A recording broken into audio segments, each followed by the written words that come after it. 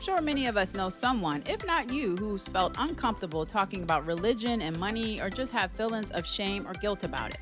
Welcome to Yahweh's Money, a podcast where we discuss the crossroads or intersections of religion and money. We're going to go deep into topics like tithing and saving and debt and so much more from the religious view. I'm your host, Shay Cook, CEO and founder, Crusaders for Change, LLC, and our co-host is Vanessa McNelly, one of our financial counselor, coach, educators. Let's talk about God and money. Well, hello, everyone. Welcome back to Yahweh's Money, the crossroads of religion and money. This is Shay Cook. I'm your host here today with Vanessa, our co-host. And our episode is Giving with Glee. What is a cheerful giver? So we're super excited to get into what does it mean to be a cheerful giver? How do we give? Who do we give to? And so much more. But I'll let Vanessa take it away with our special guest. So, welcome back, everyone. I'm so glad to be here. Today, we have somebody who is very special to me.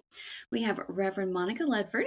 She is the Director of Pastoral Care at Cherry Log Christian Church in Cherry Log, Georgia, and she just happens to be my aunt. So, welcome, Monica. Tell us a little bit about you. Well, thank you for having me today. I am excited to be in conversation with you all about this topic. I'm an ordained minister. Been ordained minister for about 15 years from the International Christian Community Churches. I served as a pastor in Gainesville, Georgia for almost 6 years. So I'm in a new position as Director of Pastoral Care. I'm currently back in school studying at Lexington Theological Seminary, and my hope is to finish out my working career in chaplaincy. That is my passion, and that is what I love doing, is to be with people in times that they are hurting and just be a presence to hopefully be a conduit of God's love for them in difficult times. So I am enjoying my new job, and again, just excited to have conversations with you ladies today.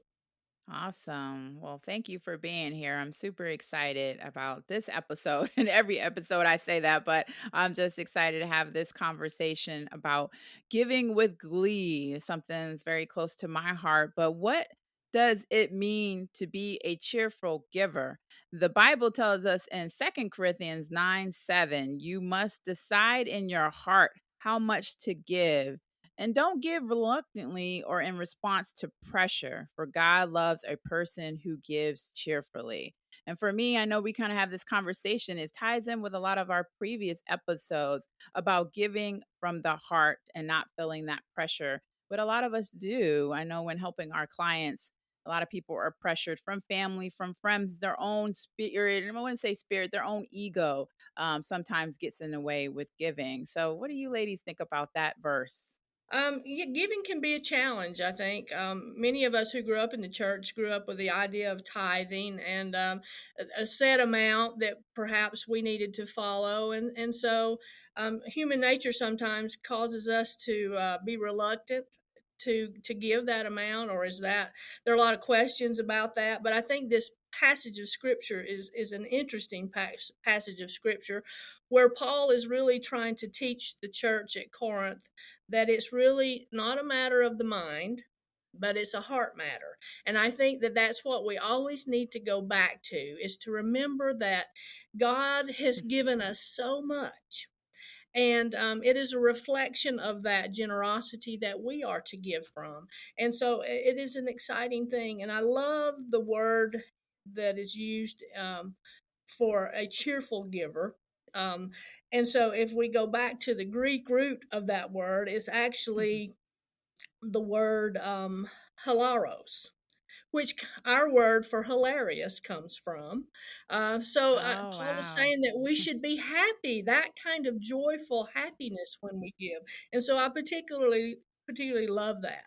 And if we go back a little bit and look at the history of this particular letter that Paul is writing to the church at Corinth, they've already been giving, and they've been giving to the church at Jerusalem who were suffering.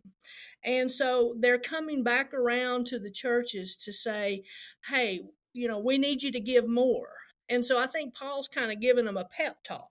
And he's saying, we're sending people back, and they're going to be collecting from you again, because we want to help these people who are hurting.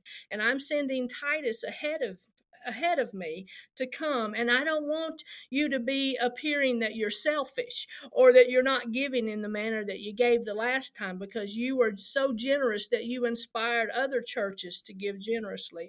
So I want you to remember that it is a matter of giving from that place of your heart, not worrying about in your mind, do I have enough?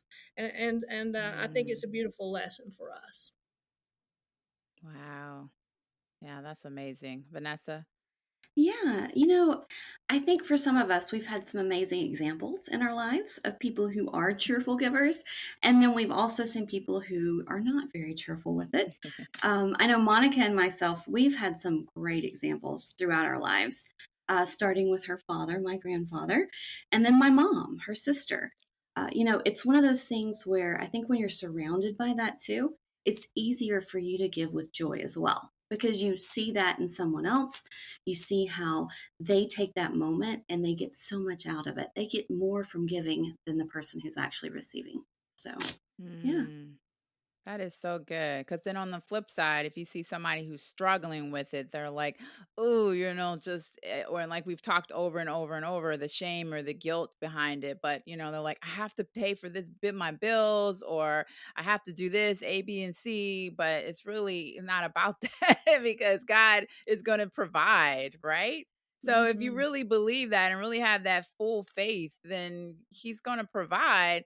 You give what you can, do what you can with the rest of it, paying your bills, your responsibilities, and you will see it a hundredfold. I mean, just from just the feeling alone is a beautiful thing, not necessarily what you get from it, maybe, a different blessing, a healing or whatever. It's more about the feeling to me, that the cheerfulness. And I love that, Reverend Leford, the hilarious part of it. That is amazing. I didn't know that. That was a great piece of information. Mm. Yeah. So if we're not giving with glee, should we not give at all then? No, I don't think we get off the hook that easily. I think I've always been a believer that practice makes perfect. So I would say you continue, and you also would go to God in prayer and saying, if I'm not able to give gleefully, God, what's going on in my heart that is allowing me to have these feelings that I don't experience that kind of joy? And I would also suggest that we find some place to give that we have a connection to.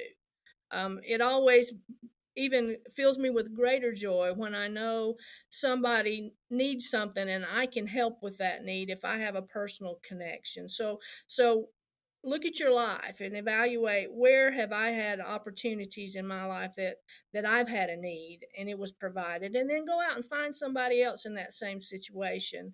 And I believe through continuing to practice and prayer and self-evaluation, I believe that God will show you the way to be able to give with joy and restore you back to a gleeful giver.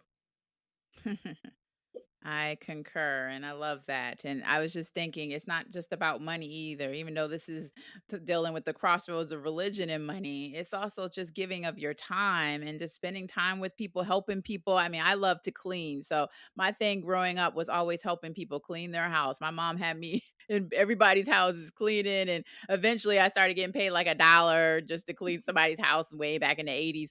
But it was more about that. I love to clean, and I love to see a clean space after. And then I love even more seeing somebody's face after I clean. It's the same way I love to decorate and design. So after we paint something or we design something, it's just that feeling of seeing somebody happy in their space brings joy to me. So that's when I'm a cheerful giver, through my cleaning and through my decorating and designing for people. It's not necessarily money. But there's, the money aspect of it too. But Vanessa, what do you think about that?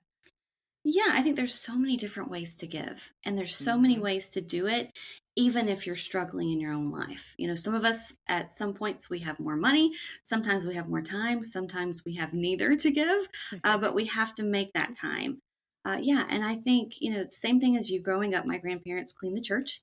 And have spent so many days in that church going through the different pews and, putting Bibles back on the shelf and just seeing them do it and do it, with a smile on their face because they knew they were doing something good for others.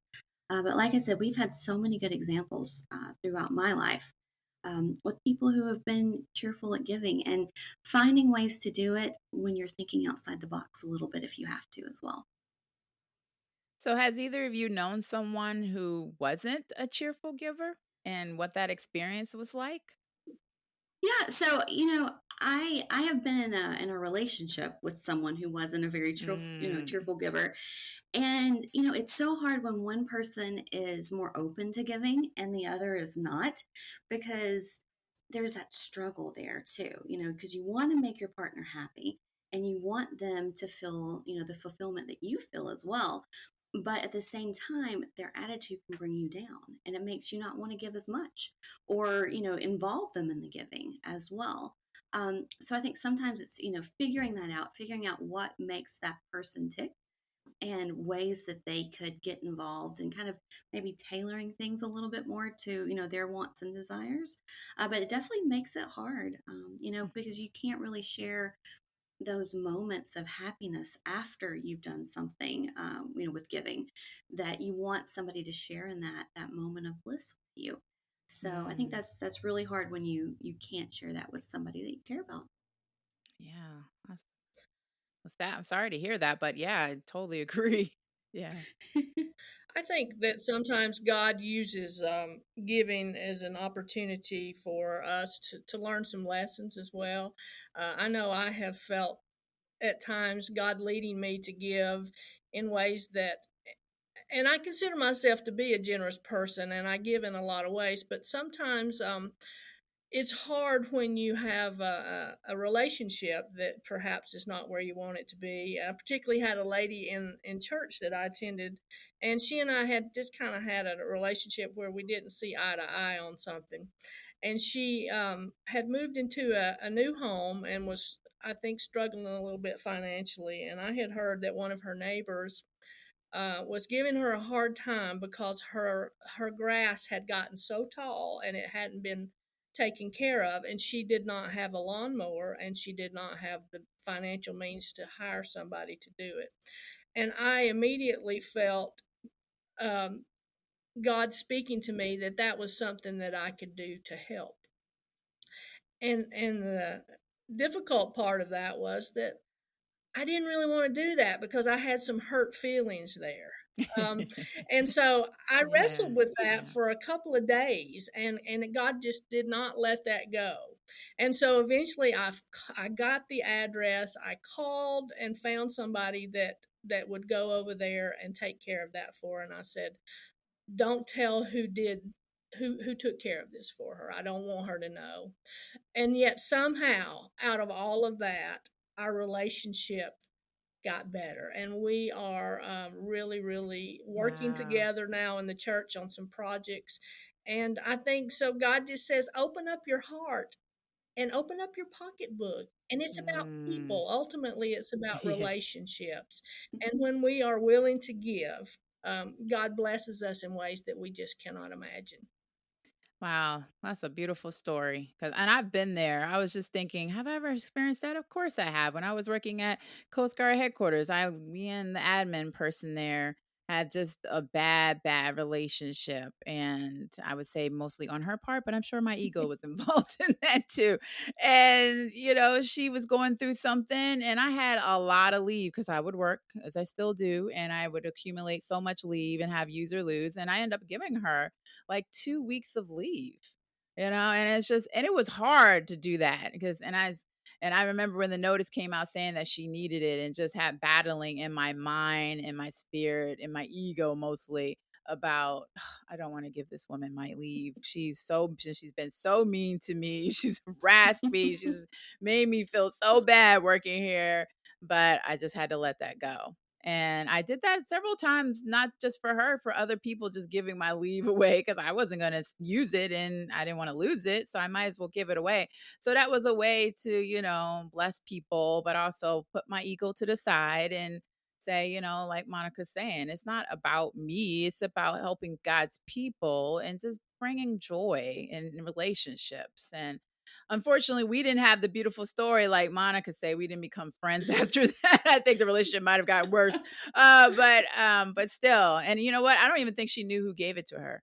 So because when you give leave, at least in the government, they Mhm. don't tell you who. So it was more for me, I think, or more for me just to be like, even though you feel a certain way about this woman, still give, and I was able to forgive and move on. So yeah, God is definitely working in behind the scenes with all of that. Cause now I'm even thinking about it. I don't even think about I thought about it like that at the time. In this moment, I'm like, God was trying to release me from whatever ugly feelings I was having and saying, take care of my people and, love them even if you feel like they don't love you. Mhm. So yeah, yeah. Thank you for that. Wow. Well, Jesus gave his life for us, and we are reminded many times in the Bible of all that God provides and gives abundantly. So, knowing this, why are we still reluctant at times to give? Vanessa, have you seen that with your clients, with our clients? Definitely. I think, people feel like wealth and accumulating things is something that is just, as a people, that's something that, we're taught to do in our lives. Is we're taught to, the more we have, the better off we are, the more things we have. That just means, we have done well for ourselves, and it's all about me, me, me. And I think so many people forget about others. It's one of those things where if I give you something, then I do without, or I can't get the super nice pair of shoes, or I can't go on the vacation this month. So I think it's a struggle of, taking care of yourself, taking care of your wants and your needs, mostly your Mm, wants, and then giving as well. I think that's something we all struggle with, finding that balance, even though we know we're supposed to. But exactly. yeah, so I think that makes it super hard when you're trying to struggle and take care of your family and then trying to provide for others as well. I think we're always going to have that struggle. Yeah, exactly. Monica? Yeah, I agree. I think materialism is a huge problem in our culture. We live Mm. in a society that says, that I have to have keep up with my neighbor. If they get a new car, I get a new car.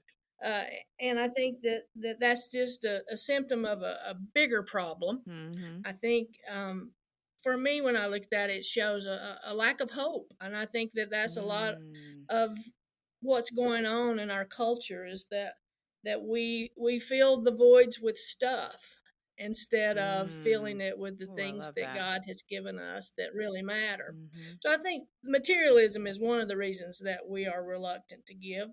I think another reason is fear. I think fear says that I don't trust, so I'm going to take care of me, and it becomes all about taking care of myself, which can sometimes look a little bit stingy because I'm not willing to give because I'm fearful of the future. And then I think the last thing I would say would probably be I think sometimes when we carry deep emotional scars, I think pain and tragedy can produce greed because we Mm. learned from the pain that we need to take care of me.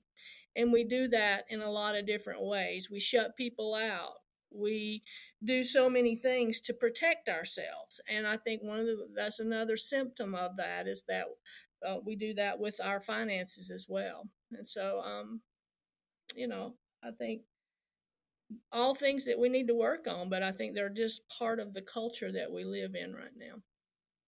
Oh, that's great. I mean, we're only what 4 or 5 podcasts or episodes in. And I'm taking notes. That's the first time I've been taking notes, so that was good. Fill the void with stuff and dealing with fear and materialism. This all makes a lot of sense. And yeah, the lack of hope.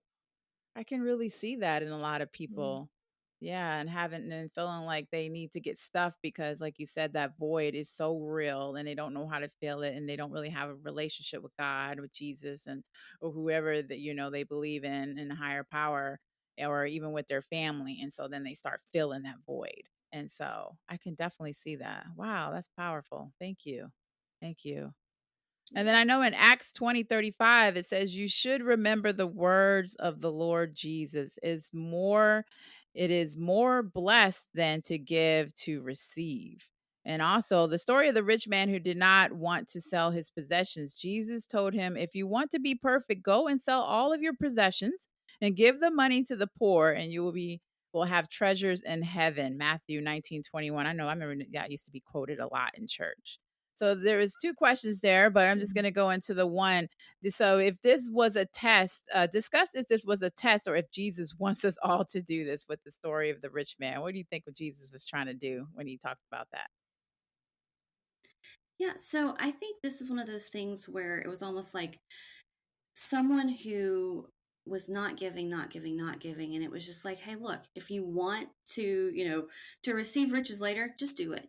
It's one of those things. I don't think it's something he wants all of us to do, but I think in this situation, this scenario, that was a way to make a point and to get those feelings across that, what, if you're just going to do it, just do it. Just do it all. Not, do it a little bit here and a little bit there, but if you're going to do Yeah, it, no really do half it. stepping. So I exactly, exactly, exactly. So I think it was really more of an example they were trying to set, and to show people that it you don't have to go that far. It doesn't have to be that extreme, but some of us, we're all or nothing type of people, and I think that was one of those situations where it was like, let's do this, and let's put this point out there so others can see it as an example. Yeah, exactly. Monica, have you ever taught on this or preached on this scripture, or what do you think about I it? think I I'm have. I sure. think, but it's been a while. I think what we're told is this young man is young and he's rich, and so at this particular point, they're still living under the law. And Hmm. back in the book of Deuteronomy in the Old Testament, the law promised wealth to anybody who could completely obey the law. And so I think perhaps he is looking at his wealth at a young age and he's saying, "Hey, look at me. I have completely obeyed the law and God has blessed me." And I think Jesus is just using this as a teaching Hmm. moment to say, first of all, nobody's perfect. Not you. You're certainly not perfect. And I think Jesus was using this as a way, as he always had, of challenging the kind of status quo of the day. And people associated wealth or riches with being in God's favor. And I think Jesus is just saying, your wealth has nothing to do with how God looks upon Hmm. you. And if you don't have money, that doesn't mean that God doesn't favor you just as much as the wealthy person. So I think he's first of all, he is showing him his pride, and he is tossing that out the window, that he is not perfect. His wealth did not come as tremendous blessing from God due to his perfection. And I think he's just saying that no one's righteous, and your money doesn't make you that way. And so I don't think it was real, because I don't think Hmm. if we all went out and sold our possessions, we would all be poor. Yeah, exactly. Jesus was always about teaching. So now were people learning? I don't know, but he was always about teaching. He's still trying to teach us today. So Hmm. yeah, and so let's get into who, and I would add, what do we give to? So Jesus tells us in Luke 12:33, sell your possessions and give to those in need. This will store up treasures for you in heaven. Do we start with the church, the poor, the hungry, our family, ourselves? I would add. Where do we start with that? So, I think what Monica was saying earlier about finding something that's near and dear to our hearts and starting there, I think that makes a lot of sense because Mhm. that does help us Yeah, want to be more involved. I think it helps us to, see the need and come up with new ideas and find ways to give in a different form or fashion than we have in the past. So, yeah, I think, it can be any of these ways, but just find something that, you have a passion for, you really see that you can make a difference in. exactly. Monica? Well, I think that if you have chosen to make a commitment to become a member of a church, I do think we have a financial obligation to the church, first and foremost, um, because the church is supposed to be about doing all these things that we're talking about giving individually as well. The church is supposed to take care of the poor and the widows and all of the needs. So hopefully we're giving to the church so that collectively we're making a bigger difference in many of these areas. So I think that it starts there, but I don't think it ends there by any means. Again, I think that Mm. God puts things in our paths and puts things in our hearts that we have opportunities individually to make a difference too. And again, I'm back to that same thing about it being a connection, a personal connection. I think that that's just super, super important, because ultimately, when we give and we make a difference, it changes people's lives and it changes their opinions, and we have an opportunity for them to see God's love in a different way. Yeah, I used to always wonder why people would give to certain charities or things, and I always noticed there was a personal connection there. If it was a cancer societies because somebody in their family had cancer, if it was for, an AIDS thing, it's because they knew somebody that had AIDS or HIV, and the list goes on. And it's like, would those people have been involved in that? I always used to question that. I don't know why when I was younger. Would they have been involved in that if they had not had a family member or friend that went through that situation? But I don't think that matters because it does matter. But my question didn't matter. What mattered is it was near and dear to their heart, and they were giving because they had experienced it. And so they wanted to make the world a better place, or at least help in some kind of way because they maybe lost a family member or friend. And so I don't know why I would question that back in the day, but now I understand because as my family was going through different things, we have a lot of cancer in my family. I would give to cancer, funds because I've experienced that with family members or whatever that might be, a military organization because I'm affiliated with the military, stuff like that that I know has changed me, has made me either better or it just affected me in some way. I felt like that's something. So I'm just going into what you both were saying about near and dear, what's important to you. I think you should start there as well. And some people do give to churches or charities, and I always tell people give to what is important to you. So, if that makes sense. Hmm. But yeah, I know a lot of many religious institutions are struggling, especially during and as we move out of this pandemic into an endemic financially. According to nonprofitsource.com, tithers make up only 10 to 25% of the congregation. Let's talk about our feelings on that because I know we've had a conversation, a whole episode on tithing. But I know Right. a lot of churches are struggling in many different ways, I would say, not only because of the ties, because they're not getting the new people in. I mean, we can go on and on. That's a whole nother episode. But how do you guys feel about that? I'll start with Monica on this one. Well, being in the church in ministry, it's a struggle right now, and from colleagues that I speak to on a regular basis, and I've done a lot of reading about the decline in the church, and it has a lot to do with COVID, but I think it began before COVID began.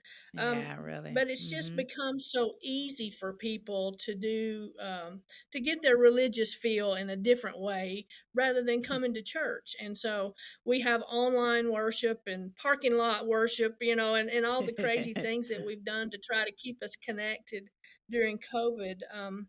So it's a challenge, and it's also sad to me to see how many people are actually leaving ministry because this isn't what Mhm. we signed up to do. Everything has Mhm. changed, and it affects our giving. And I think one of the difficulties is not coming in person. I think there's something about an offering plate being passed in front of you in your hands, uh, that feels differently than it does to be sitting at home in your pajamas and saying, you can give online in this way. So I think, that may sound silly, but I really think that that has to do with part of the problem. And I also think that it's become so easy for us to give in other ways. We carry Mhm. our electronic devices with us everywhere we go. And there's a pop up on Facebook about a GoFundMe for something. And then, so it's easy Everywhere. to give to this organization and that organization. And so I Mhm. think ultimately, the church has suffered greatly financially because of many of these things. So we're like competing. Wow, Monica, I'm learning so much from this conversation I never thought about. But that makes sense because then the church is now put into a pool of competing with all these other, charities and just different sources of to give to. You're so right. And if you're on a limited budget, can you only imagine? You're like, oh, well, should I give to this? But then my friend's father died and I have to give GoFundMe, and then my kid needs this for school donation, and then this and that, and it's like so many competing uh things for Mhm. you to donate to. Yeah, I never thought about it like that. Vanessa, my mind is blown. Go ahead. I'm just saying. Yeah, no, no, I love what you said, Monica. I think it's so true that, when you're not there in person, you lose that Mhm. connection. And, you Mhm. lose that feeling of belonging to something. And it's just another thing and another place and, another opportunity to give. So when you lose that connection and that feeling of belonging, you don't have that need in your heart to give like you did Mhm. before because it's not filling you up like it was before because you're not there. So yeah, I totally get that. I know we've seen this too in our own family, people giving in different ways because they're not actively Mm. going to Yeah. church anymore. And, they're still giving and they're giving a lot, but they're just giving to different places. So I think that's so true. And I know Monica and I've had this conversation before about, the church is changing. And it's a scary world out there to think that the church may not have the Mm. presence that it once had. It's slowly but surely almost kind of dying out in a lot of ways. And Yeah. that's a sad thought to have. And then COVID just kind of added to that for sure. But yeah, I hate it, but I love the thought of, yes, you are competing against all these other things. And, you're not standing out like you used to because you're just not there. So that's a Yeah, the sad church thought. has to get savvy with, especially when it comes to technology, on how they're going to not only continue to, spread the gospel, but also you get tithing. I personally have always, well, not always, but in the last few years contributed online, and it's the first line on my budget. So as soon as I get paid, or in back in the day, or as soon as I, sit down to pay my bills, I give money to my church right away. And um I just make that a habit. But you're right, passing the plate around was always that reminder that you had to give. But it felt, for me, it was great because when the church plate would come Mhm. around, I'm like, "Oh, I already gave online, so I'm good." So it was like that. But a lot of people don't do that either. So they're like, when they're sitting, if they're not giving in church and they're not giving, like an automatic allotment, or transfer, or paying online, they like, "Oh, well, I can use this money for something else." And so that they need that constant Mhm. reminder, and to be in church to and see Right. what they're giving to. Some people just need that, you know, to understand what they're giving to as well. So, I always say that people ultimately give to people.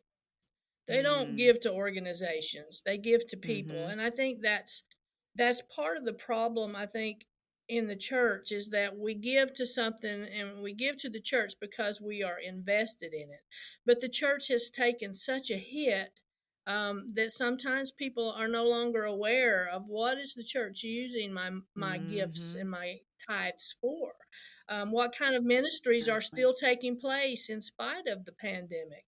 And so I Mhm. think that the church has to be evolving and changing, and so that we need to make sure that everybody, not just the leadership of the church, is involved about what is the church doing with the financial piece of our giving, and so that we are invested in each other, people, which is what the church is all about. And I think there's a lot of work to be done, and telling our success stories. What is working well? What are we doing that's making a difference?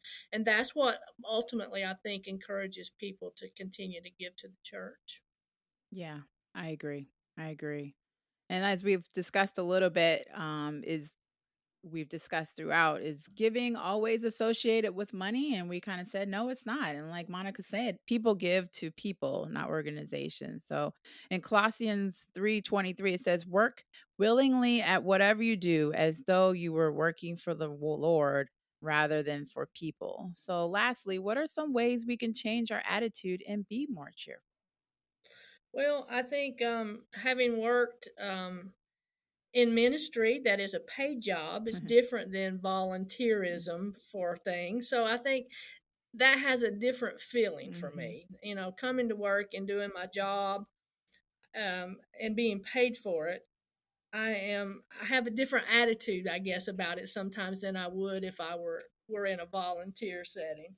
So I mean, I just always have to say, you know, in situations in work where I may not always have the right attitude. You know, you have to go back, and everything we do ultimately is for God. Mm-hmm. And sometimes I would tell myself when somebody maybe did something in the workplace that hurt my feelings, or the expectations were way more than I thought that they should be for my job. You know, I always have to go back to that place and say, everything that I do is for you, God, and how can I treat this situation that will make you smile?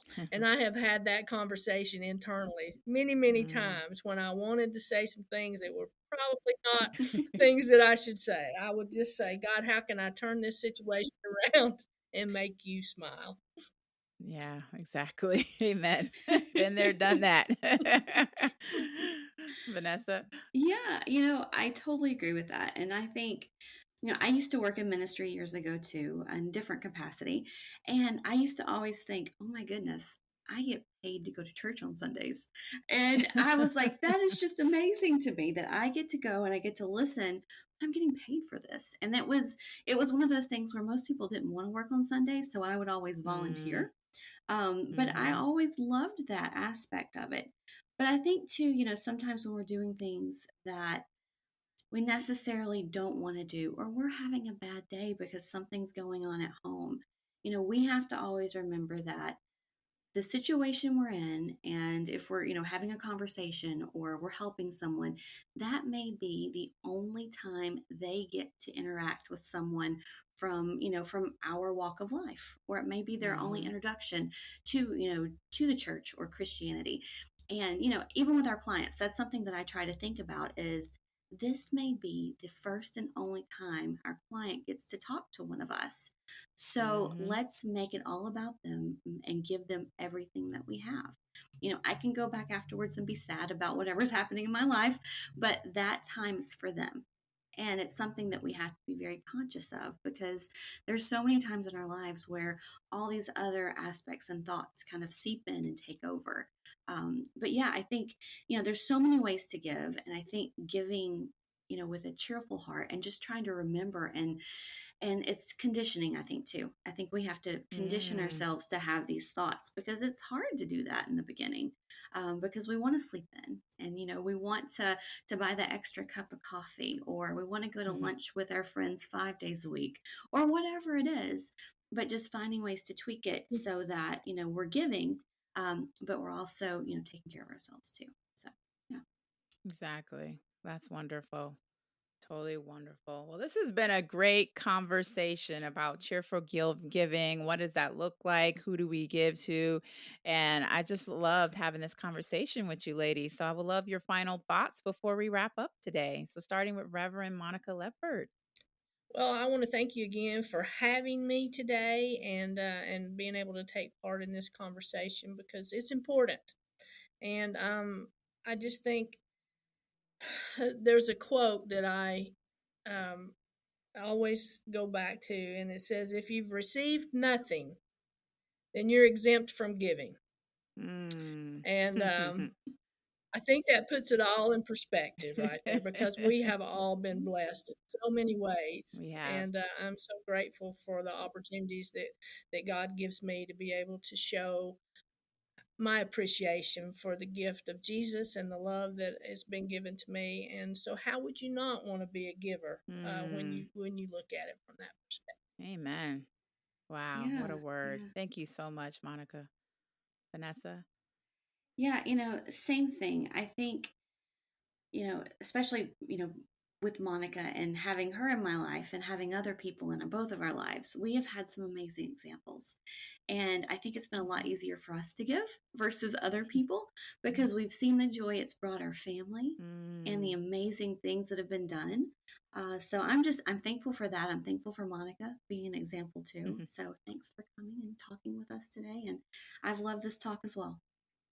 Well, thank you. It's been a joy to be with you, Vanessa, as always, and Reverend Monica Ledford. What a conversation. Like I said, I was taking a lot of notes. I'm going to have to go back over my notes. I learned a lot today and reminded of a lot of things on giving with Glee. What is a cheerful giver? Thanks for joining us today on an episode of The Crossroads of Religion and Money and Yahweh's Money. And our next episode will be managing money and marriage. Oh, that's going to be exciting conversation. A lot of us don't talk about that as much as we should.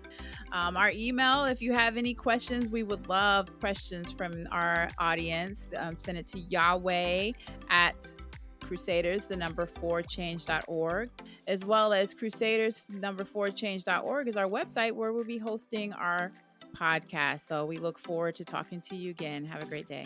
Thank you for listening to this episode of Yahweh's Money. We hope you enjoyed our deep dive into the crossroads of religion and money. If you have any questions or suggestions of topics you would like to hear us tackle, please email us at yahweh@crusaders4change.org. Also, we would love to hear your feedback on today's episode, so please leave us a review and remember to subscribe to our podcast. To hear all of Yahweh's Money's latest episodes, please visit us at www.crusaders4change.org or wherever podcasts are found. God bless.